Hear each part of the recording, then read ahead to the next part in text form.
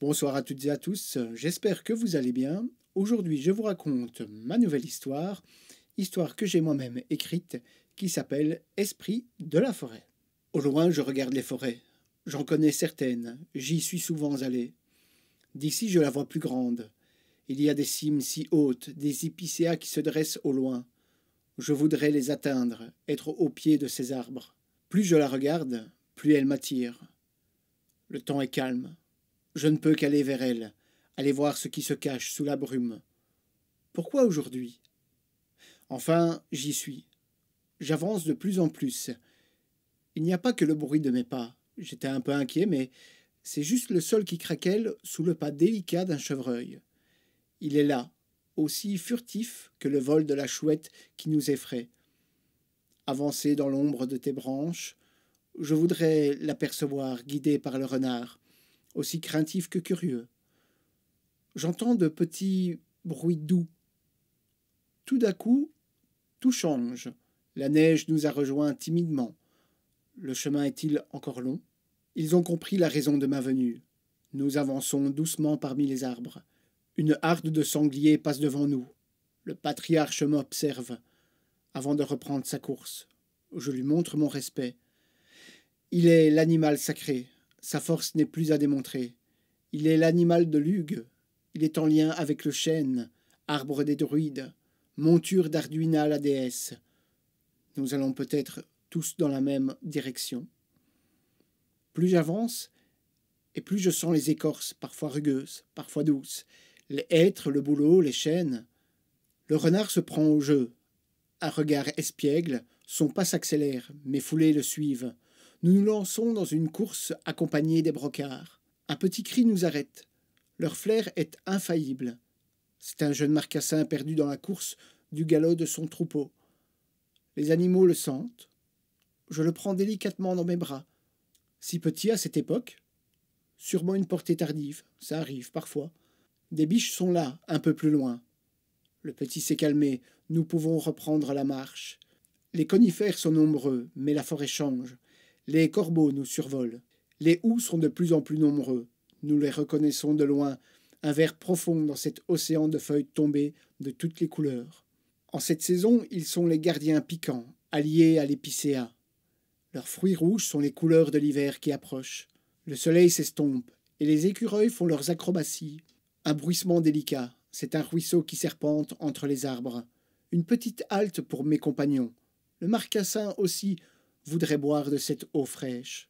D'un bond vif et joueur, Goupil traverse le ruisseau, suivi du chevreuil. Je pourrais enjamber, mais je me dois de me prêter au jeu. Et puis, ça a l'air d'amuser le petit. C'est étrange, les arbres ont l'air différents.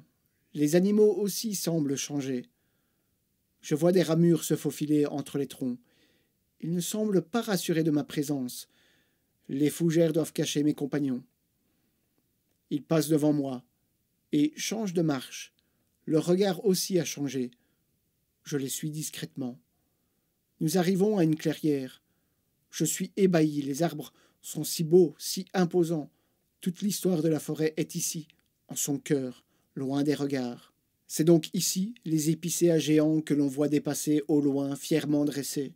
Le houx serait-il là, lui aussi? Et ces vieux chênes, ils semblent avoir 1000 ans et plus. Mon regard s'est égaré, car c'est leur regard qui se pose sur moi. Chevreuil me cogne doucement. Ils sont tous ici. Les cerfs, les chevreuils, le renard, les hiboux et les belettes. Mais des yeux noirs me regardent fixement. Les groins soufflent à la vue de la petite boule de poils qui se tortille dans mes bras. L'allée est là. Le patriarche me tient en respect. Il pourrait charger à tout moment. Et mes petits amis font pâle figure devant tant de force. Mais je ne dois pas avoir peur. Je me baisse doucement et je tends le petit vers sa mère et toute sa petite famille. Mais je frissonne. Les regards se tournent. Quelqu'un passe. Une ombre que tout le monde semble respecter et qui avance gracieusement, effleurant doucement les herbes et la fougère. Je peux sentir son regard. Il n'y a pas un bruit. Enfin si, le bruit du seul petit marcassin qui se roule pour se gratter le dos entre mes mains, avant de sautiller pour rejoindre sa mère. le patriarche se fait moins sévère. Goupil me tire vers lui, et là, je le vois, au pied de ces grands arbres, le grand cerf blanc, immense, puissant, des bois éclatants. La sagesse se lit dans ses yeux. Il penche sa tête vers Goupil et mes compagnons de voyage. Il regarde le petit Marcassin jouer avec ses frères et sœurs, qui se fait gronder par sa mère d'être si bruyant. Le grand cerf semble pardonner ma présence. Je suis invité à m'installer. Quand une petite boule de pelage roux resplendissant se dirige vers nous, Goupil me présente sa bien-aimée. Nous sommes tous assis ou perchés, mais personne sur les branches des vieux arbres. Seul le gui trône sur les branches des vieux chênes. Le gui, plante sacrée des druides, qui doit son renouveau aux oiseaux qui le sèment sur certains arbres. Le gui ne touche jamais le sol. L'assemblée commence. Qui est donc ce grand cerf que tout le monde regarde? Je suis là, comme dans un autre monde, entouré d'animaux sauvages à écouter leur langage que je ne peux comprendre. Un couple de renards à ma droite, un brocard à ma gauche. Son troupeau est juste à côté. Et d'ailleurs, il semble avoir attiré un regard. Et mais qui voilà? Un petit Marcassin qui nous rejoint sans aucune discrétion et se couche à mes pieds. Il ne peut que faire naître les sourires de l'assemblée durant cette trêve. Le temps n'a plus d'importance. Ici, seul le soleil nous rappelle que le temps passe. Soudain, les corbeaux croassent. Les hiboux font une ronde silencieuse. Mais tout va bien. Le calme revient. La lune commence à nous rejoindre. Pour eux, ce n'est pas un problème. L'assemblée prend fin. Tout le monde repart de son côté. Je prends quelques secondes au pied de ces grands arbres, sous le regard du cerf blanc.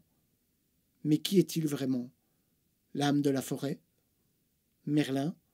Le dieu Kernunos, peut-être? Je ne le saurai jamais.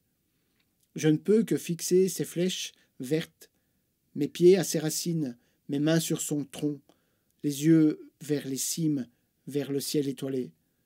Le chemin du retour était si paisible, dans l'obscurité guidé par le peuple de la forêt, avec le vol des chouettes pour nous accompagner. Nous y sommes.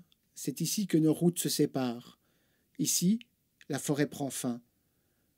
À genoux face à leur museau et leur sourire espiègle. Goupil, merci de m'avoir guidé.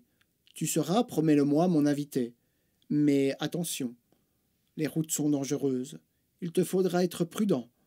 Ah, et interdiction de manger mes poules.